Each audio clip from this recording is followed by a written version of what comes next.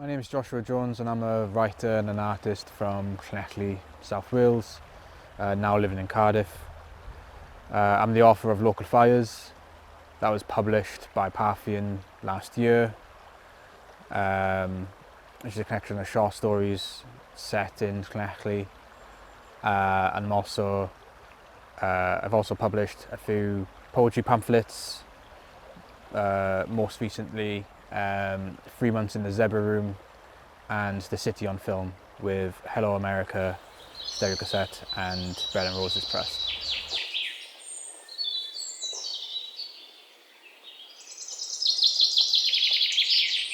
This poem, Self-Portrait as a Branch on the River Cleedy, Part 2, it's a continuing on of a previous poem that was published by Poetry Wales some time ago.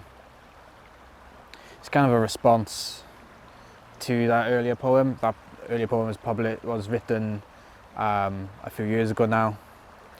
And this poem I wrote much more recently, and it's sort of an opportunity to see, do I still feel the same about the town I grew up in, and that still holds a lot of evocative memory for me, using the imagery of the river that runs through the town. Self-Portrait as a Branch on the River Cleedy, Part 2. A ribcage, a thigh bone, a collarbone cracked, it's all driftwood. Blood is the river runs through the town like piss in a vein, it's all soup now. Memory is skin, is solidified froth scumming the lip. I looked for a cage to bed in. I felt its heat.